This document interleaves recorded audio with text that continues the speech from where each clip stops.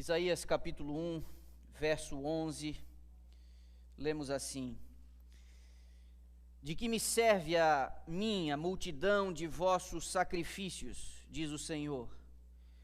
Estou farto dos holocaustos de carneiros e da gordura de animais cevados, e não me agrado do sangue de novilhos, nem de cordeiros e nem de bodes. Verso 13.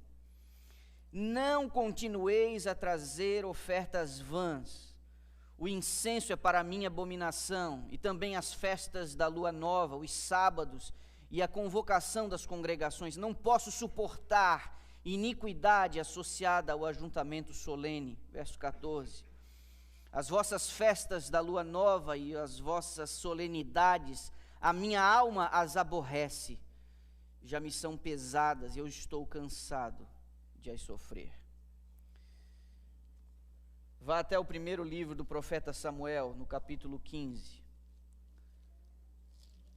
Primeiro livro do profeta Samuel, capítulo 15, verso 22, lemos: Porém Samuel disse: Tem porventura o Senhor tanto prazer em holocaustos e sacrifícios, quanto em que se obedeça à sua palavra? É a pergunta. Avance um pouco até o livro do profeta Amós. Ele é um pouco discreto, está exprimido aí naquela seção dos profetas menores, mas você vai conseguir encontrar. Livro do profeta Amós, está grudado em Jonas, está depois de Joel e Daniel e Oséias. Amós, capítulo 5, versos 21 a 23. Aborreço, desprezo as vossas festas, e com as vossas assembléias solenes não tenho nenhum prazer. E ainda que me ofereçais holocaustos e vossas ofertas de manjares, não me agradarei deles, nem atentarei para as ofertas pacíficas de vossos animais cevados. 23. Afasta de mim o estrépito dos teus cânticos, porque não ouvirei mais as tuas melodias de liras. Um pouco antes, Jeremias capítulo 6, não muito distante de onde você está, livro do profeta Jeremias, capítulo 6, o verso 20, lemos: Para que, pois, me vem o incenso de Sabá, e a melhor cana aromática de terras longínquas?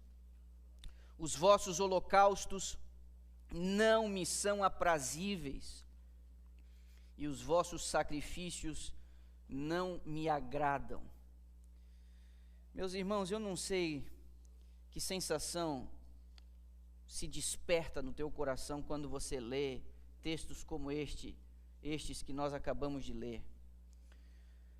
Mas a mim me incomoda o fato de Deus estar falando não com ímpios, não com pagãos, mas o fato de Deus ter se expressado nestes termos com o seu povo e a sua igreja, aqueles que eram chamados pelo seu nome e aqueles que respondiam pelo nome de povo de Deus.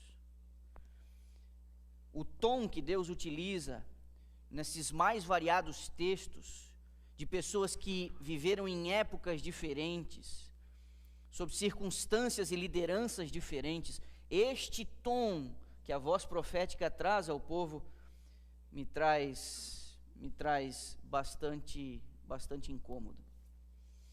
Deus manifesta aqui nitidamente que ele está contrariado. Entenda que Deus não está contrariado especificamente com o que está sendo feito, mas com o espírito com que as coisas estavam sendo feitas. Deus não está dizendo: por que vocês estão me oferecendo holocaustos, como se os holocaustos fossem uma invenção humana? Não, Ele faz essas prescrições, Ele ordena estes rituais, essas solenidades, mas estes rituais e solenidades não é o que traz incômodo a Deus, mas o espírito com que essas coisas estavam sendo feitas. Porque para espanto de muitos, é possível nós obedecermos e transgredirmos ao mesmo tempo. É possível que a gente obedeça e transgrida ao mesmo tempo. É possível que uma igreja funcione com todos os seus ritos e cerimônias e ainda assim não estar fazendo a vontade de Deus. Meus irmãos, parte do problema é que conceitos não bíblicos não somente passaram a influenciar a igreja, mas a nortear os esforços de igrejas nominalmente cristãs. Não é apenas uma influência, mas o próprio norte que algumas igrejas cristãs estão recebendo de conceitos não bíblicos. O pragmatismo introduziu uma lógica na igreja quase irresistível: vamos fazer o que funciona. Vamos fazer aquilo que dá ibope, vamos fazer aquilo que atrai as multidões. Isso é um pragmatismo quase irresistível às lideranças em muitas igrejas cristãs. Virou uma questão mercadológica. Você não pode mais fazer o que a Bíblia orienta. Isso está fora de moda, isso está obsoleto, isso está rançoso, velho, mofado. Você precisa ter uma leitura correta do público que você quer alcançar.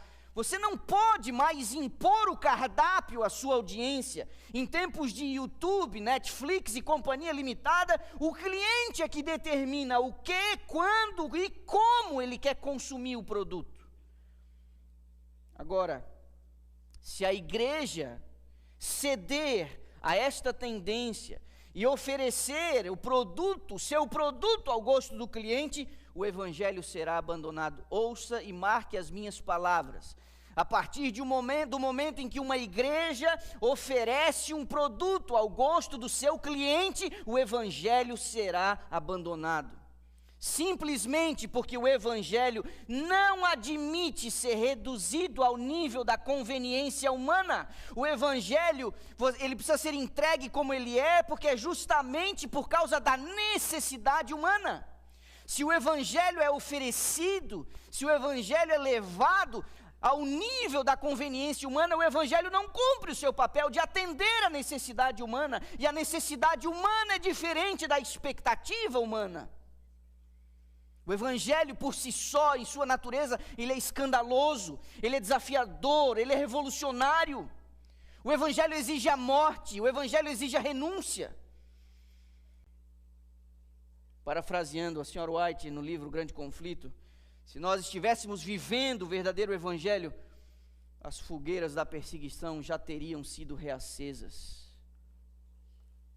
Contudo, você pode estar se perguntando aí, nós vamos ser descuidosos em relação à nossa abordagem, à maneira como a gente apresenta o evangelho? A gente vai fazer questão de parecer antipático? Sem adaptações? Claro que não. A questão é que Jesus, ele foi muito habilidoso. Jesus, ele variou a sua abordagem. Eu não vou muito longe para dar exemplos. Quando você abre o Evangelho de João, na mesma página, o capítulo 3 e capítulo 4, no 3 ele fala com um professor da lei, e no 4 ele fala com uma mulher que já estava no 5º casamento. Ele apresenta o mesmo Evangelho para ambos. Ele apresenta a necessidade do Espírito para ambos, ele apresenta a si mesmo para ambos. No capítulo 3 ele diz, o Filho do Homem será levantado. No capítulo 4 ele diz, eu sou a água viva. No capítulo 3 ele diz, o Espírito sopra onde quer. No capítulo 4 ele diz, vai haver um momento em que os seus adoradores adorarão o Espírito em verdade. Ele apresenta o mesmo Evangelho no capítulo 3 e 4. No 3 para um homem extremamente inteligente, um doutor da lei. No 4 para uma mulher de caráter duvidoso. Mas ele não compromete a mensagem. Ele muda a abordagem, mas ele não compromete seu conteúdo. Nós como igreja precisamos ser inteligentes. Nós não podemos comprometer o Evangelho. Mas a gente tem que tomar cuidado para não rebaixar a norma numa tentativa de contextualizar a mensagem. Ouça o que vou lhe dizer: contextualizar sem secularizar. Esse é um grande desafio da igreja. E essa é uma das grandes tentações da igreja. Achar que precisa de alguma forma aliviar a barra para ser relevante, caso contrário, ela não será aceita. Mas eu pergunto para vocês, será que um afrouxamento em relação às exigências do Evangelho, será que as pessoas que propõem esse tipo de caminho, elas estão realmente refletindo nas implicações disso? Meus irmãos, o mundo está embriagado com o vinho da sensualidade. O mundo está afetado pela superficialidade, pela ostentação.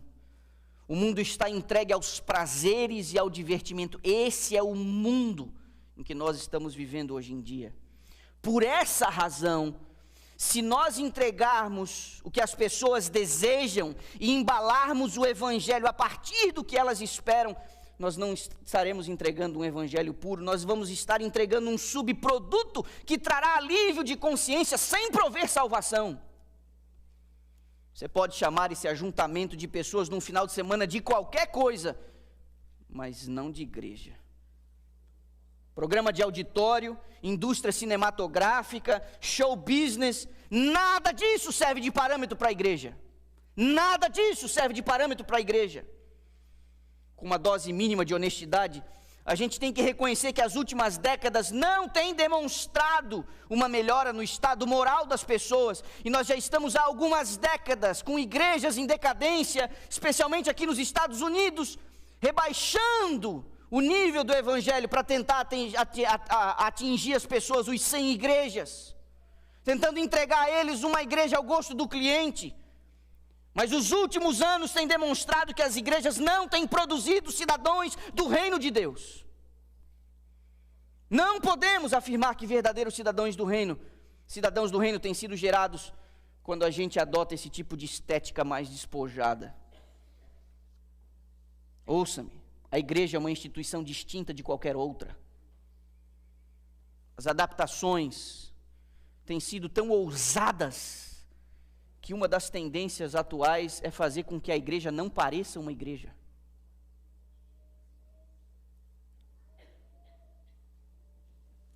Vocês ouviram o que eu disse? Nessa onda de adaptar a igreja e o Evangelho ao gosto do cliente, uma das coisas que estão sendo feitas por aí é apresentar uma igreja que não pareça uma igreja. Ela não pode se parecer com uma igreja. Eu não sei se estão tentando dizer que as pessoas são tolas, que elas não conseguem raciocinar direito. A tendência atual é vender uma igreja como uma espécie de ONG, um clubão de final de semana, um lugar de encontro com amigos, um espaço onde você pode ser quem você quiser, que ninguém o julgue, que ninguém o repreenda, que ninguém o perturbe. Um galpão com teto pintado de preto, um salão escurinho, preservando a sua privacidade, um nome bonito, uma logo moderna lá na fachada, sem vínculos denominacionais. Por melhores que sejam essas intenções, isso é uma cilada. Você não pode ter vergonha da igreja, pelo simples fato da igreja ser a menina dos olhos de Deus. Você não pode ter vergonha da igreja, pelo simples fato da igreja ser o corpo de Cristo na terra. Essa má compreensão eclesiológica, a eclesiologia é uma parte da teologia que estuda a teologia da igreja. Essa má compreensão da eclesiologia, do que é a igreja, do seu papel, da sua forma, do seu propósito, uma má compreensão da eclesiologia acaba provocando uma distorção na forma como a igreja opera e no tipo de membros que ela atrai, nutre e gera. Uma igreja que não é igreja, ela não vai atrair membros, nutrir membros e gerar membros para o reino dos céus. Lideranças, em face do crescente desinteresse das pessoas pelas coisas espirituais e pela igreja, sua falta de compromisso, da sua falta de envolvimento com as coisas do reino, eles chegaram à conclusão, algum tempo atrás, que alguma coisa precisava ser feita, e nenhum de nós aqui é bobo, ingênuo, em se conformar com o estado de letargia espiritual da igreja, sem tentar buscar alguma solução. Mas diante dessa necessidade, Um dos caminhos adotados por líderes de pequenas e grandes congregações em declínio foi a busca de uma consultoria de empresas especializadas em crescimento de igreja. Essa semana eu consultei uma delas. Existem várias por aí. É uma empresa especializada em crescimento de igreja. No portfólio deles eu fiz uma pesquisa. Pesquisei a palavra Jesus na sua apresentação, na apresentação do produto, nenhum resultado. A palavra Jesus não aparece. Ok, eu pesquisei a palavra Espírito Santo, nenhum resultado. Eu pesquisei a palavra Bíblia em todo o portfólio de apresentação deles, nenhum resultado. Palavra de Deus, nenhum resultado.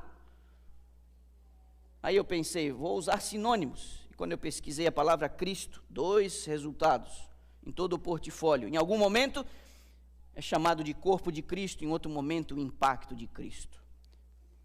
Nessa empresa especializada em crescimento de igreja, eles estruturam o produto deles, o produto que eles vendem a pastores, ministros ordenados, líderes de pequenas e grandes congregações que estão experimentando declínio. Eles estruturam esse produto em 4 pilares. Não é Jesus, não é o Espírito Santo, não é a Bíblia. 4 pilares: estratégia, marca, tecnologia e marketing.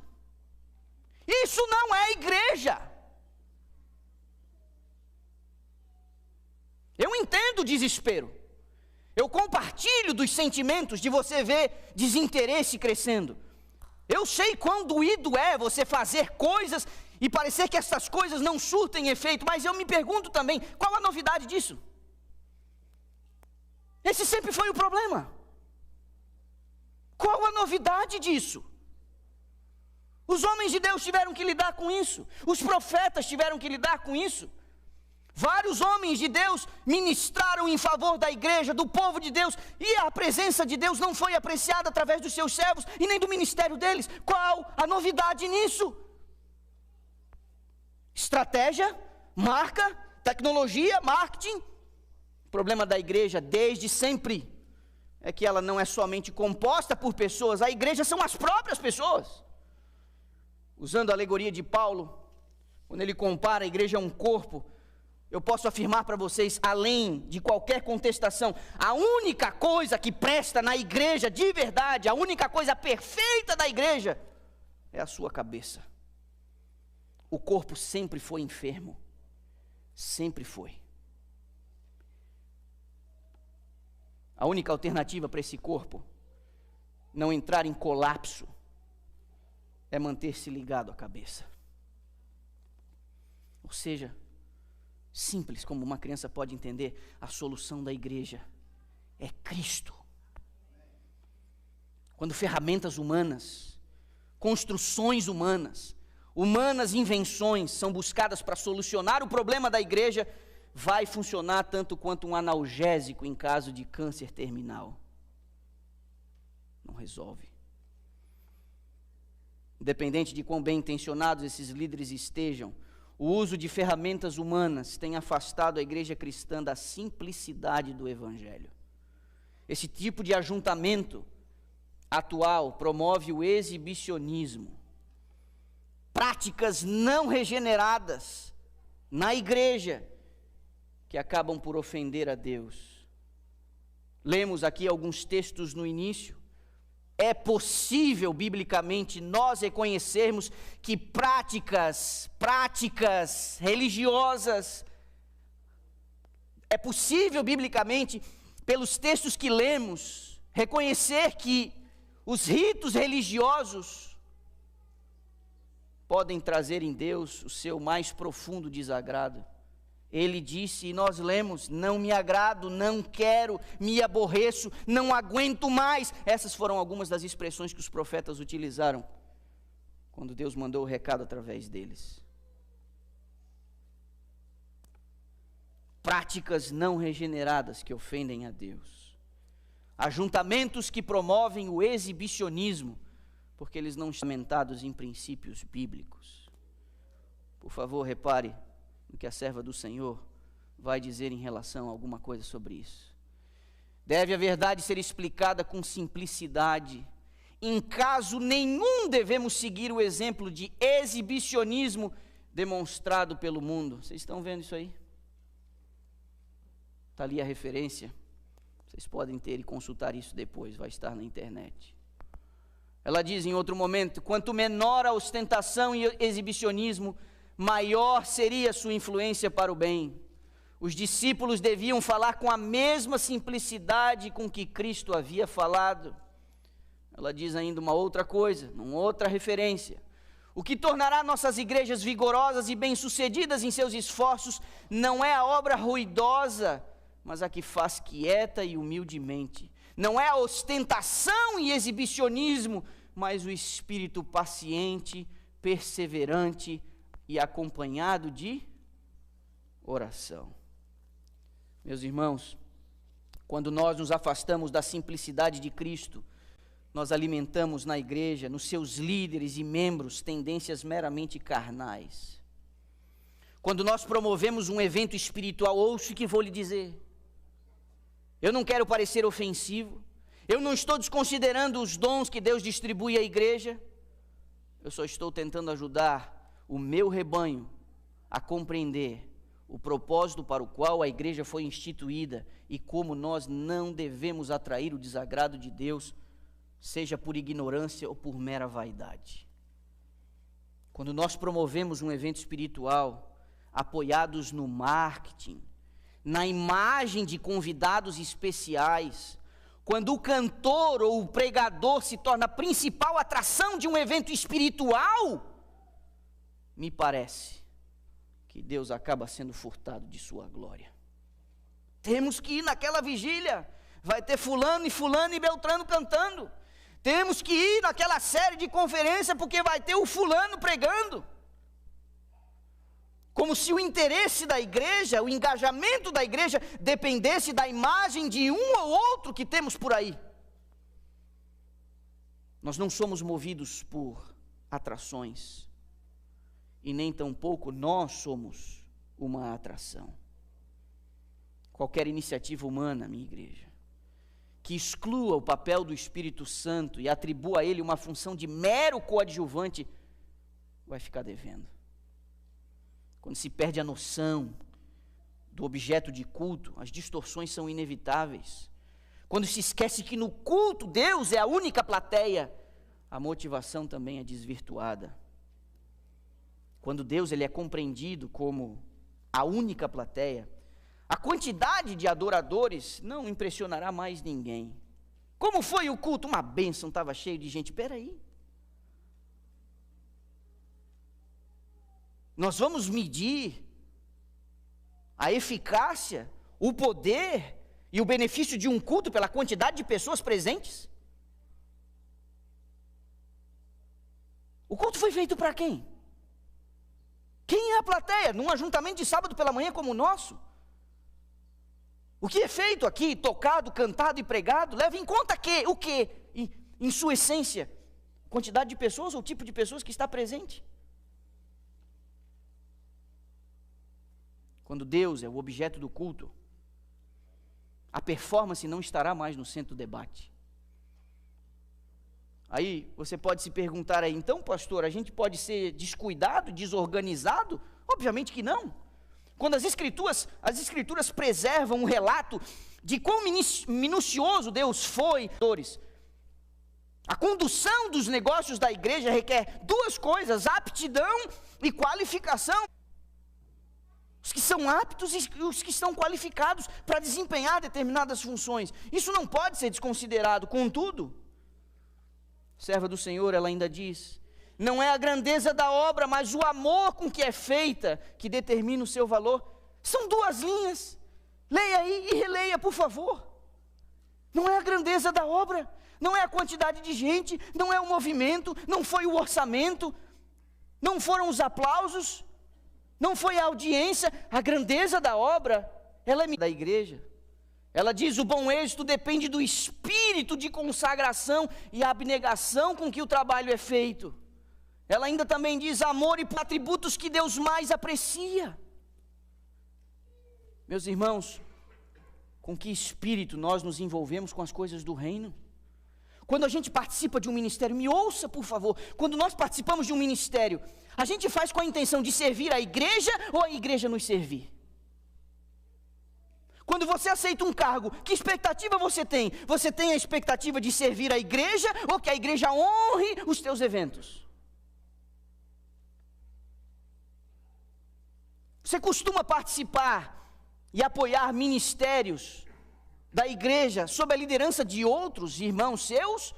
Ou o seu envolvimento sempre acontece quando você é o cabeça, quando você é o diretor do departamento? Seu envolvimento depende do cargo que você ocupa, ou você está ali para servir os outros que estão empenhando outras iniciativas? A gente fica chateado quando a gente não sente o apoio dos outros, mas a gente sempre tem uma desculpinha esfarrapada para justificar a nossa ausência nos eventos e em outras iniciativas que não são feitas por nós mesmos ou alguém próximo da nossa família. Eu faço uma outra pergunta para você: seria correto, num culto, um cantor ou pregador deixar o ambiente e ir embora depois que ele se apresenta aqui na frente? Cantor que canta e vai embora, nem sermão assiste. Isso faz sentido? A gente não está falando de um culto a Deus, onde a presença de Deus ela é invocada, onde o seu nome é adorado. Tudo bem sair assim, eu venho aqui na frente, faço a minha performance, a minha apresentação, e depois eu vou embora, porque eu já dei o meu showzinho. Para quem foi essa apresentação? Meus irmãos, a igreja não é um palco. A igreja não é um palco para nós sermos admirados. Podemos ter a melhor performance, podemos ter uma eloquência impecável, podemos jamais errar o tom ao cantar uma música, organizar um evento sem furo, conduzir um departamento com maestria, mas seremos incapazes de dissimular os nossos sentimentos e intenções diante de Deus. O apóstolo Paulo, ao lidar com vários desafios das igrejas que ele fundou, e estes desafios estão expressos em suas cartas, na primeira carta à igreja de Corinto e a outra carta que ele mandou para Éfeso, ele diz que Deus distribui os dons e organiza a igreja com alguns objetivos. Ele fala de fim proveitoso, ele fala de aperfeiçoamento dos santos, ele fala da edificação do corpo, ele fala da unidade, ele fala da estatura de Cristo. Por isso que essas coisas são feitas. Mas quando a igreja vira um palco, a gente não nutre um espírito de serviço, a gente nutre o espírito de exaltação própria. Isso não pode ser dissimulado diante de Deus. Deus sabe exatamente por que a gente faz as coisas que a gente faz. Quando o espírito com que nos envolvemos não é o correto, inevitavelmente desgastes e conflitos vão acabar acontecendo e surgindo. Mas a dinâmica da igreja, ela às vezes, ela nos ajuda a gente aprender a ser contrariado. A gente precisa confiar que existe sabedoria na multidão de conselhos e que nunca foi desígnio do Senhor que as decisões da igreja fossem tomadas por indivíduos isolados, que o controle de uma comunidade de fé estivesse na mão de um ou de dois ou de três ou de uma pequena meia dúzia. Não é seguro que uma pessoa, um pequeno grupo de pessoas, numa congregação, tenha sobre si a responsabilidade de tomar as decisões sozinhas. Quando não se tem uma visão correta da igreja, quando os homens não se deixam guiar pelo Espírito, quando não nutrem um espírito manso e dócil, não haverá prosperidade espiritual. Ela diz, em algum momento, a serva do Senhor, no livro Desejado de Todas as Nações, o domínio torna-se o prêmio do mais forte. O reino de Satanás é um reino de força. Cada indivíduo considera todos os outros como obstáculo no caminho de seu próprio progresso, ou um degrau sobre o qual pode subir para chegar a uma posição mais elevada. Uma compreensão errada do que é a igreja, às vezes nos torna muito intolerantes no desempenho dos nossos ministérios da igreja. A gente vai atropelando todo mundo, não importa, tem que ser feito, porque eu tenho que ter um bom desempenho. Às custas de quê? A gente não pode impor as nossas vontades sobre os outros, como se a gente estivesse ocupando o centro do palco e tudo viesse a girar em torno das nossas preferências, em qualquer assunto que seja. Certa vez Deus precisou chamar a atenção de um importante líder, e esse camarada não reagiu muito bem. Vou pedir para você ir até o segundo livro de Crônicas, capítulo 16. Deus mandou um profeta falar com o rei. Segundo Crônicas, capítulo 16. Observe o verso 7 e o verso 10. Naquele tempo veio Hanani a Asa, rei de Judá, e lhe disse: porquanto confiaste no rei da Síria e não confiaste no Senhor teu Deus, o exército do rei da Síria escapou das tuas mãos. O profeta falando para o rei: você confiou num homem e não confiou em Deus. Essa foi a essência da repreensão. Verso 10, porém Asa se indignou contra o vidente e o lançou no cárcere, no tronco, como se enfurecera contra ele. Por causa disso, na mesma ocasião, oprimiu Asa alguns do povo. Um líder fraco, um líder inseguro, um líder cruel, um líder violento, que ao ser confrontado pela voz profética, em vez de se submeter a ela, ele bate no mensageiro. Ele prende o profeta, ele amarra o profeta num tronco, e a Bíblia ainda diz que ele fez outras pessoas sofrerem. Quando eu tenho uma visão equivocada do que é a igreja, quando eu tenho uma visão distorcida do que é a igreja, quando eu não entendo que a igreja não é um palco para eu demonstrar as minhas habilidades, eu me submeto ao juízo dos meus irmãos, eu consulto o conselho dos meus irmãos, eu sou repreendido pela ministração dos meus irmãos. Os nossos interesses pessoais jamais deveriam ser consultados no que diz respeito à condução da igreja. Submeta suas opiniões e preferências ao juízo dos seus irmãos.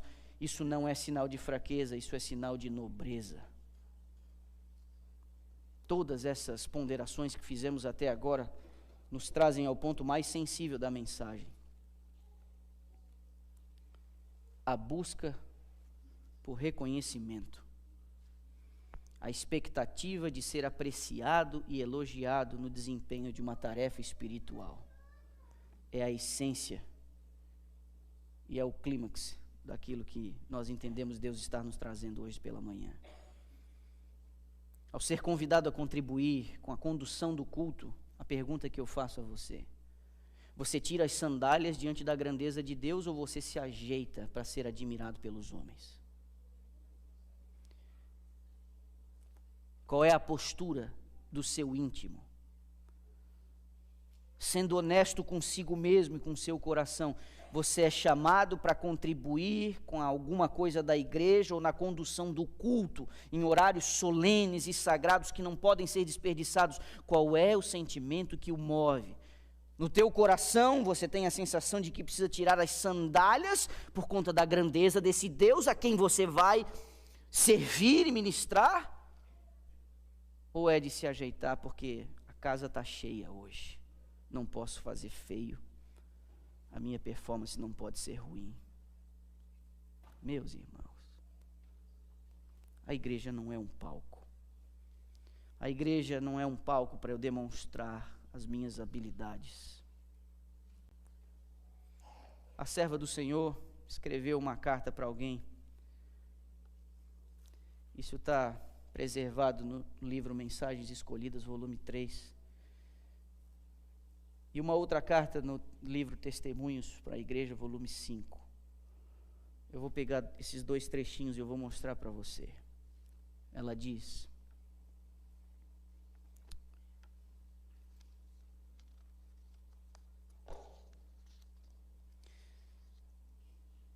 só um instante.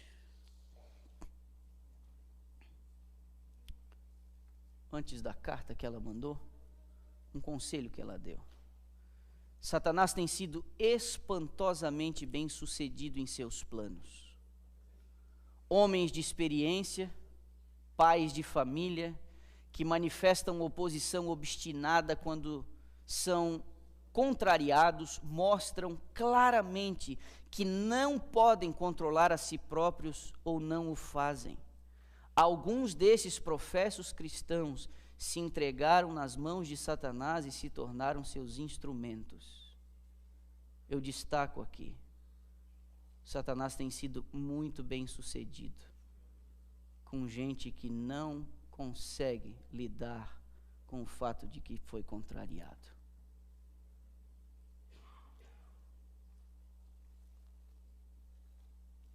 Vamos à carta. Ou não, ainda o texto.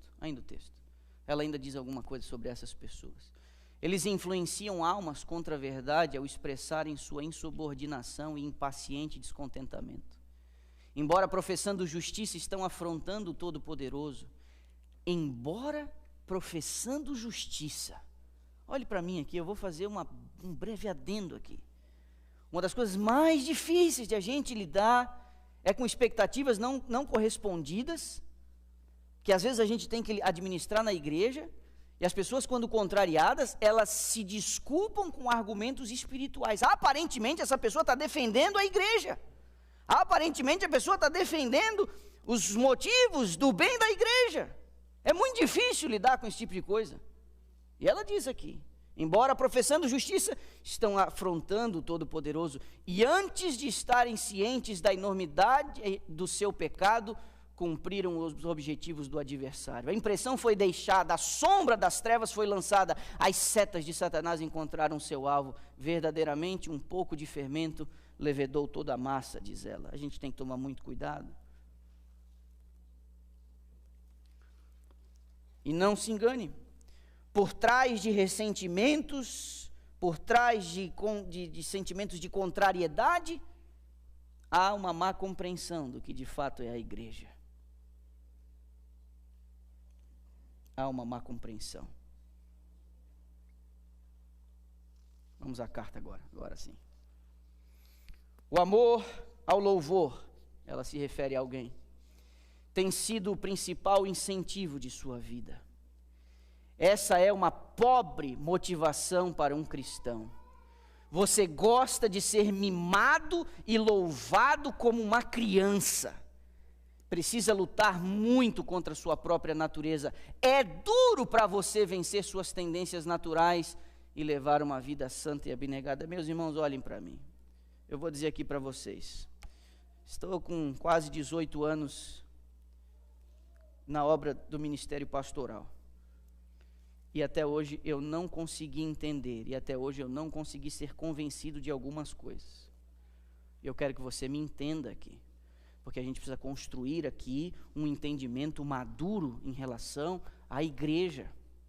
Você ainda vai ter anos de envolvimento com a igreja, sob a liderança de outras pessoas, liderando outras pessoas.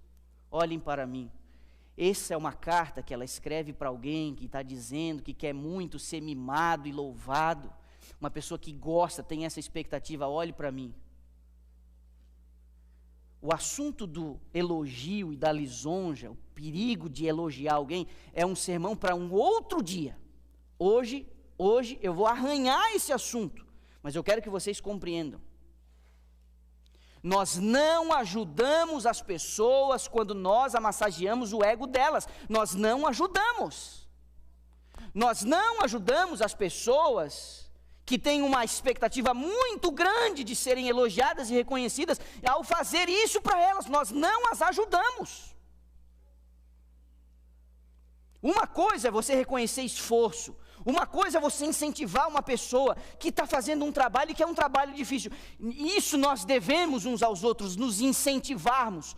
Mas não com o objetivo de dizer para a pessoa, olha, nós não ajudamos. Isso é imaturidade emocional e espiritual.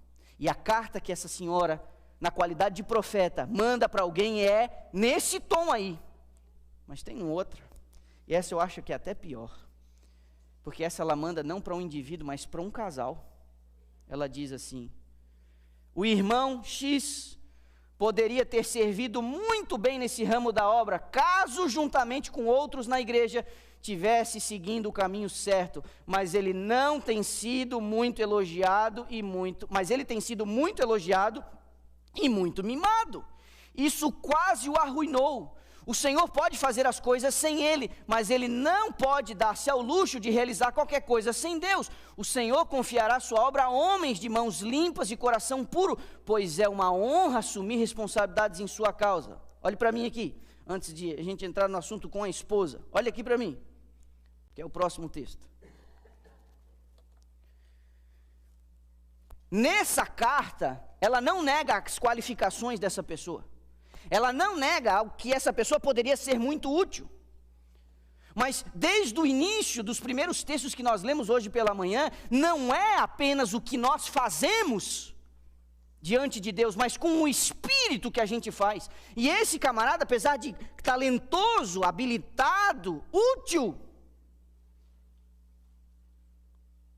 ele tinha expectativas altas de ser elogiado e mimado. E igreja não é palco. Eu não posso exercer ministério, eu não posso me envolver com as coisas na expectativa de que as pessoas olhem para mim e digam: muito bem, você é, uau. Nós não podemos fazer isso. Inclusive eu digo a vocês, mesmo vocês que são pais, que têm filhos, e desde cedo vão conduzindo e vão introduzindo os filhos nos serviços da igreja, isso é fantástico. Mas a gente não elogia, não sei, pontos de caráter, a gente não elogia performance, a gente não elogia aparência, a gente não alimenta a vaidade, a gente não alimenta o mimo. Igreja não é palco, gente, e nós temos que tomar cuidado em relação a isso.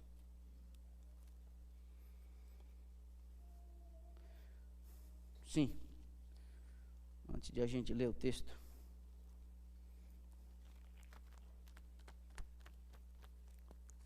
as ilustrações ajudam a gente, né?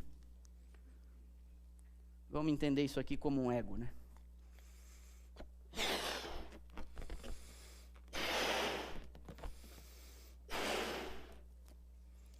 Toda vez que a gente faz alguma coisa, a gente tem um reconhecimento público, nós viemos com defeito de fabricação. É isso aqui que acontece. A gente vai enchendo. A gente vai enchendo. O ego da gente é um perigo, é um problema. É esse ego que vai tirar muita gente do céu.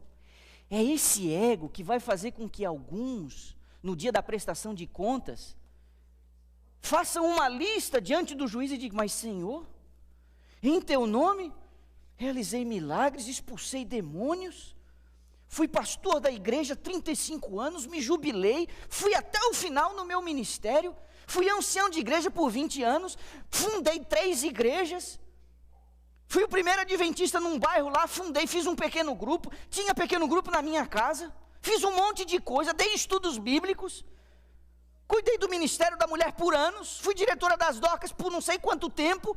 Você faz uma lista, você vai fazer uma lista diante de Deus, você vai dizer: eu fiz tudo isso aqui em teu nome, e teve até alguma utilidade? Claro que teve, meu irmão. Sabe por que Deus usa mesmo assim as pessoas?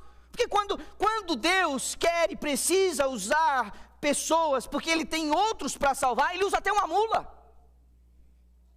Ele usa até uma mula. Para fazer o profeta se ligar, ele fez a mula falar. Não vai poder agora ajudar a gente a fazer uma coisa ou outra que dê certo? Claro que vai, mas o problema é o ego. O problema é o ego. E a gente precisa de ajuda ao nosso redor, com o nosso ego.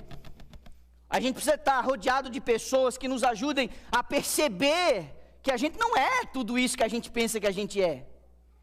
O problema é que na maioria das vezes, justamente os que deveriam nos ajudar, acabam encorajando um comportamento nocivo que alimenta a nossa vaidade e o nosso orgulho. Sim, agora sim, caramba, eu tentei 3 vezes, agora é o texto. Você se casou com uma mulher de vontade forte e firme, a cartinha que ela escreve. A disposição natural dela era supremamente egoísta.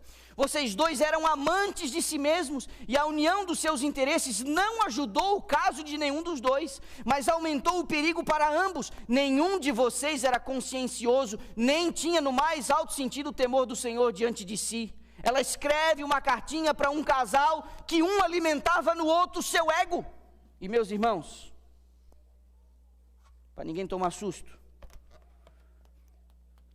nós precisamos ter gente do nosso lado, que quando a gente está muito, essa pessoa faça assim, ó.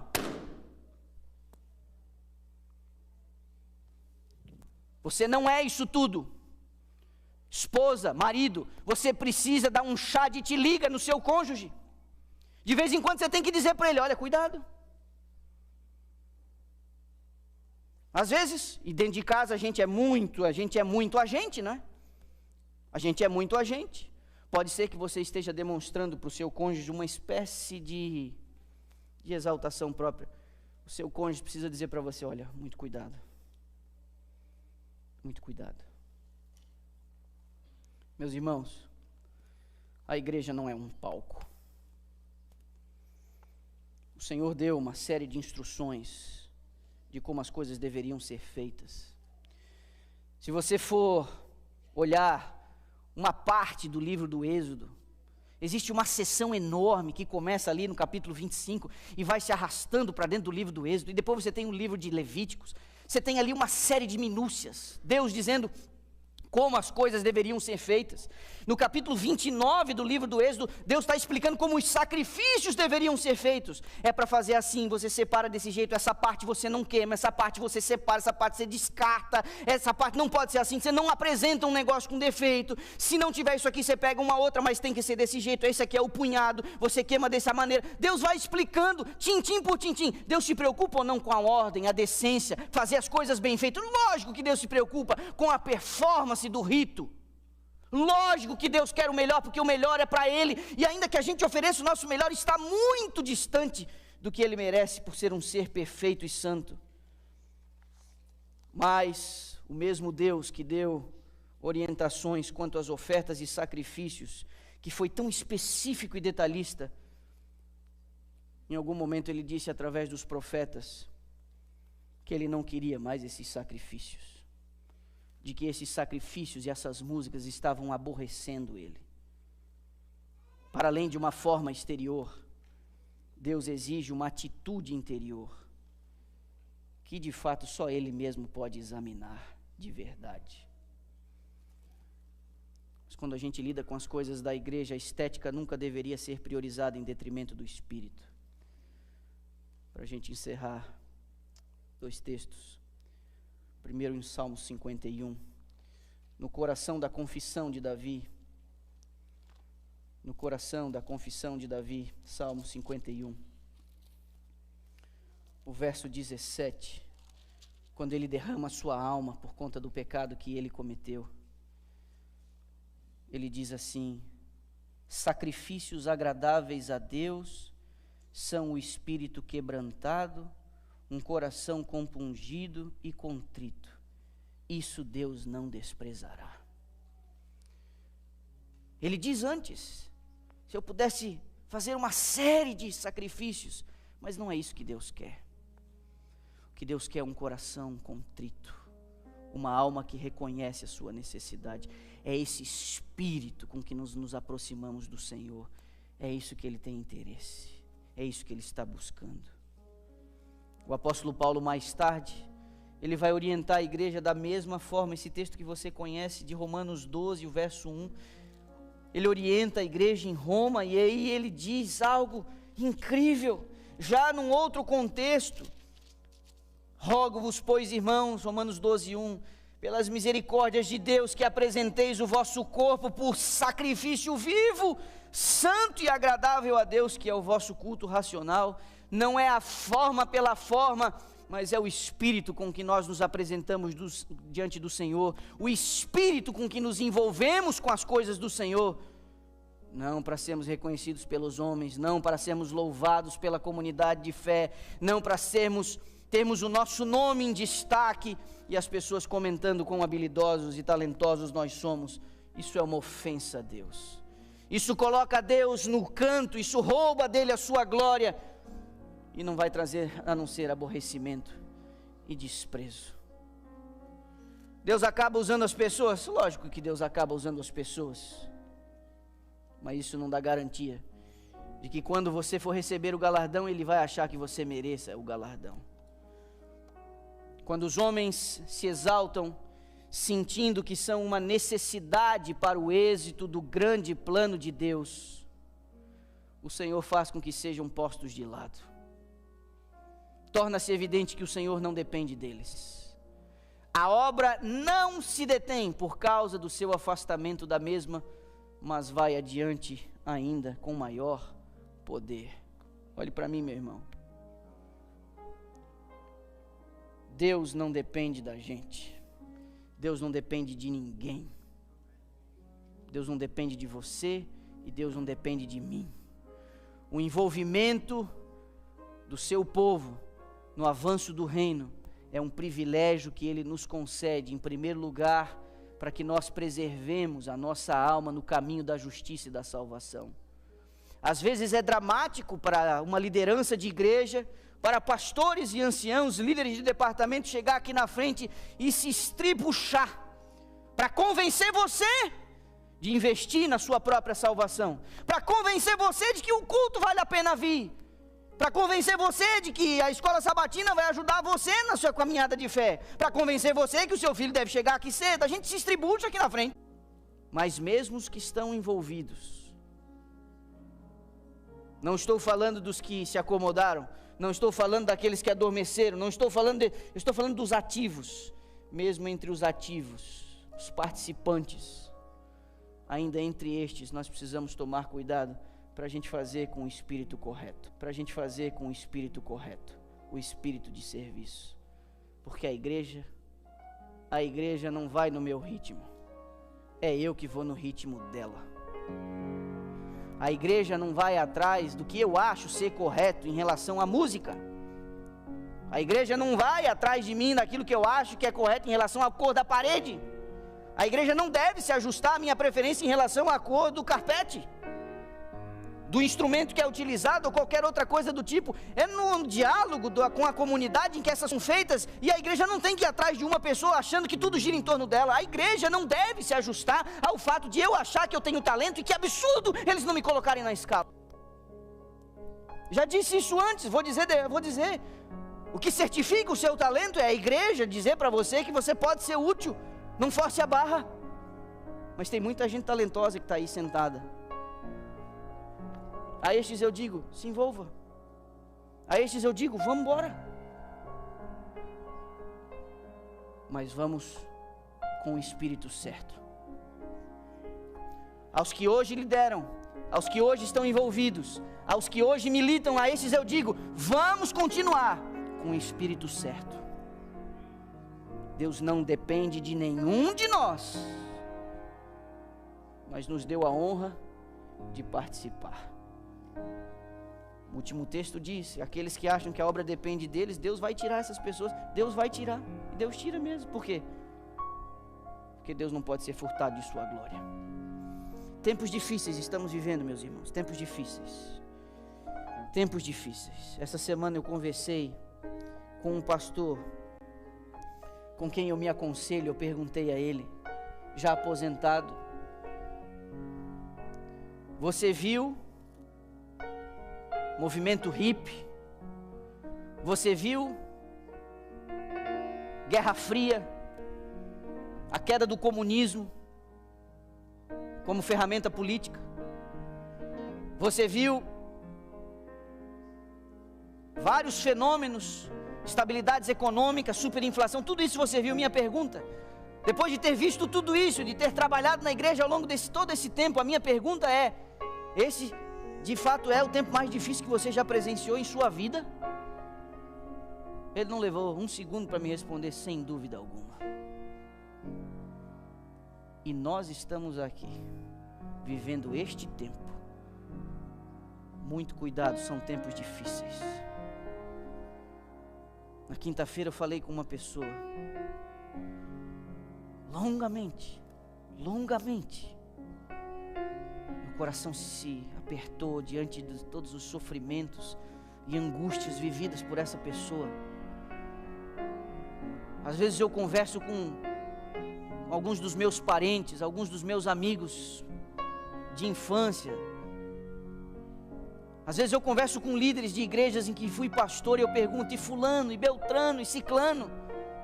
Muita gente ficando pelo meio do caminho, muita gente apostatando, muita gente abandonando o caminho da fé, muita gente. Tempos difíceis. E um dos tempos difíceis, uma das características desse tempo difícil é que a igreja tem se transformado numa coisa que ela não deveria ser. Essa igreja brasileira de Dallas, nós vamos ceder a esse tipo de tendência? Nós vamos afrouxar as exigências do evangelho ao nível da conveniência de nossa plateia?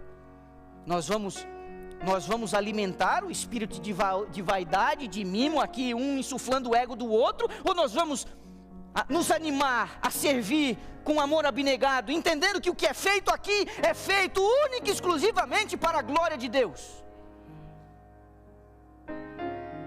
Meus irmãos, que Deus tenha misericórdia de nós. Você que está sentadinho aí, Deus tem algo para você fazer. Deus quer que você faça. Deus te deu as ferramentas para fazer. Pois faça. E faça com o espírito certo.